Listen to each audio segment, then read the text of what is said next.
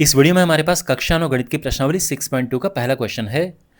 ये आकृति दी है, यहाँ पर ये कहा गया है कि ए बी और सी डी आपस में समांतर हैं, सी डी और ई एफ आपस में समांतर हैं, y और z में अनुपात दिया है 3:7 और हमने x का मान ज्ञात करना है। ठीक है, ओके, तो करते हैं इसको हल करना शुरू।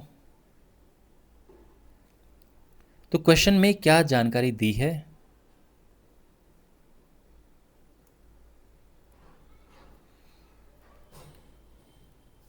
ए बी सी डी के समांतर है, साथ में सी डी समांतर है ई एफ के, y और z में अनुपात दिया है और हमें ज्ञात करना है x का मान। तो x का मान निकलेगा जब इनका मान निकलेगा, तो बेसिकली हमने x y z का ही मान ज्ञात करना है। ठीक है, मतलब x का मान तभी निकलेगा जब y का मान निकलेगा या z का मान निकलेगा।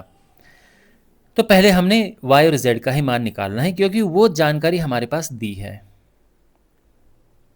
तो कैसे करें इसे? देखो, यहाँ पर हमारे पास y और z में अनुपात दिया है, लेकिन केवल अनुपात से ही हम y z नहीं निकाल सकते हैं।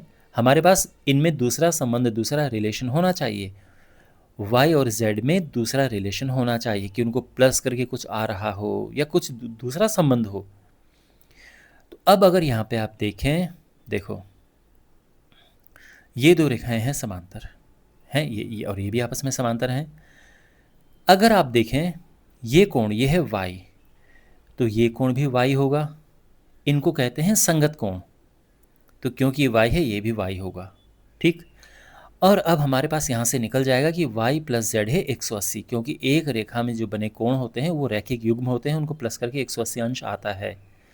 तो यहाँ पर y प्लस z हमारे पास आ जाएगा 180 अंश, और फिर y और z निकल जाएगा और फिर x आराम से निकल जाएगा।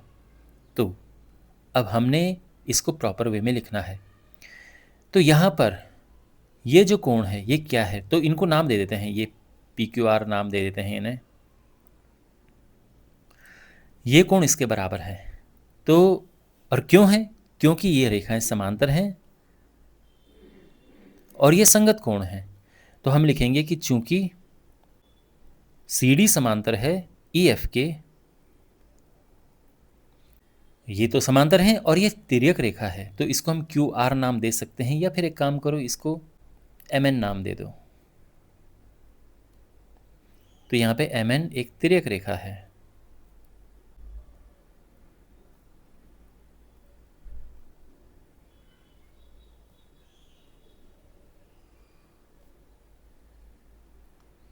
तो अब क्या होगा इससे कि ये कोण बराबर हो जाएगा इस कोण के। क्यों? क्योंकि संगत कोण है, संगत कोण बराबर होते हैं समांतर रेखाओं में। तो कोण क्यू आर ई बराबर है कोण पी क्यू सी के, और ये संगत कोण है, हम ये लिख देंगे। ठीक है, क्योंकि ये समांतर रेखाएं हैं, ये तिर्यक रेखा है, ये संगत कोण है और ये कोण इसके बराबर है, तो ये भी y आ गया। आप अच्छा, और अब यहाँ पर अगर हम देखें इस कोण को और इस कोण को, इन दोनों को मिला के 180 है, इनको रैखिक युग्म कहते हैं। कोण क्यू आर ई प्लस कोण क्यू आर एफ,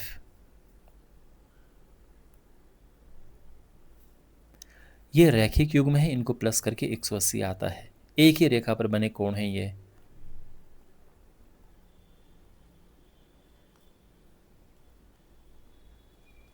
तो यहाँ पर देखो क्यू आर ई ये अपना y है और ये z है, तो y प्लस z क्या हो गया? 180। वैसे अगर आप ये ना लिख के सीधे लिख सकते थे, कोई दिक्कत नहीं है, बट ये ज़्यादा सिस्टमेटिक है। ये 180 है और हमारे पास ये अनुपात दिया है। अब इसकी और इसकी मदद से हम y निकालेंगे और z भी निकाल सकते हैं, लेकिन यहाँ पर हमने क्योंकि क्वेश्चन में केवल x पूछा है तो इसके लिए y काफ़ी है, लेकिन चलो z भी निकाल देते हैं। तो इसको करने के दो तरीके हैं। देखो यहाँ पे आप ध्यान से समझो, जब अनुपात दिया होता है हमारे पास और उनका योग दिया है, तो इसको करने के दो तरीके हैं। यहाँ पर ध्यान रखना, y और z का अनुपात दिया है 3:7। तो यहाँ पर y निकलेगा क्या, देखो 3 ऊपर लिखो और इनका योग हमने नीचे लिखना है और गुणा करके उनका जो ये है y प्लस जेड, ये एक यहाँ पर आएगा। ये हुआ 3/10 गुणा 180 और ये आ जाएगा 18 3 54। ऐसे ही z, बाय द वे हमारा अगर केवल x निकालना है तो अब यहाँ से आ जाएगा, ठीक है, ध्यान रखना। मैं बस ऐसे ही z निकाल रहा हूँ, अगर एग्जाम में पूछा हो तो कैसे निकालें। z के लिए z वाला नंबर आएगा, देखो y के लिए 3 आया, z के लिए 7 ऊपर आएगा और इनको प्लस करके नीचे लिख दो, गुणा ये जो टोटल इनका है 180, 7/10 गुणा 180, ये कटेगा और 18 सते 126, ये z आ चुका है। तो y और z यहाँ पे आ चुके हैं, ठीक है। लेकिन जैसे मैंने कहा था कि इसे फाइंड करने का एक और तरीका है, यानी जब हमारे पास दो चीज़ों का योग दिया हो, उनका जोड़ दिया हो और अनुपात दिया हो, तो हम उसको एक और तरह से कर सकते हैं। तो आप वो तरीका भी समझिए। तो यहाँ पे हम लिखेंगे माना, और जो अनुपात दिए हैं, तो देखो ये y और z है, तो y को हम ले लेंगे 3k। देखो अक्सर हम 3x लिखते हैं, लेकिन x तो पहले से ही क्वेश्चन में लिखा हुआ है, तो इसीलिए हम x का यूज़ नहीं करेंगे। तो हमने 3k ले लिया है और z 7k। और अब y और z को हम इस समीकरण में रखेंगे। तो यहां पर देखो y प्लस z है 180, y की जगह पे 3k और z की जगह पे 7k, तो ये 180 है, ठीक है। और यहां से 10k आ गया है 180 और k आ जाएगा 180/10, ये आ चुका है 18। इसीलिए y बराबर, देखो y है 3k, तो ये होगा 3 गुणा 18, 18 3 54, और z है 7k और ये हो जाएगा 7 गुणा 18 और 18 7 126, ठीक है। बाय द वे अगर आपको यहाँ पे नहीं रखना है तो इसमें भी रख सकते हो। एक बारी अगर y आ चुका है 54 तो इसमें रख दो, तो क्या हो जाएगा 54 प्लस z बराबर 180 और z आ जाएगा 180 माइनस 54 और 126 अंश। तो आप ऐसे भी निकाल सकते हैं, ठीक है। चलिए, तो इस तरह से जब भी हमारे पास दो चीज़ों को योग दिया हो और अनुपात दिया हो, तो हम उनका मान ऐसे ज्ञात करते हैं। दोनों ही पूरे परफेक्ट मेथड हैं, आप ये यूज़ करो या ये यूज़ करो, आपको बिल्कुल बराबर नंबर मिलेंगे, दोनों में नंबर मिलेंगे, दोनों एकदम परफेक्ट है, ठीक है। तो जो आपको आसान लगे आप वो कीजिए, लेकिन आने आपको दोनों चाहिए। ओके, तो अब आ चुका है y, देखो y और z आ चुके हैं, लेकिन हमने x फाइंड करना है और उसके लिए हमको y की आवश्यकता है। तो अब हम यहाँ पे देखते हैं। अब देखो ध्यान से सुनिए, यहाँ पर ये दो रेखाएं आपस में समांतर हैं।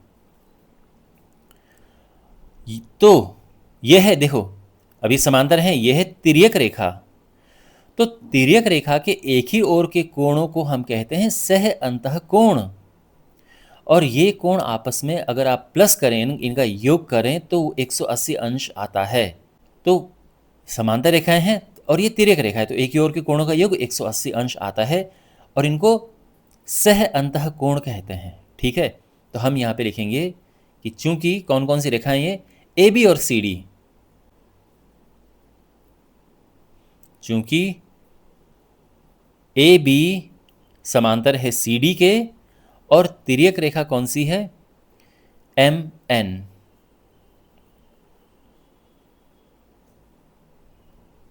एम एन एक तिर्यक रेखा है इसीलिए x प्लस वाई बराबर आ जाएगा 180 अंश, और इन्हें हम कहेंगे सह अंतः कोण।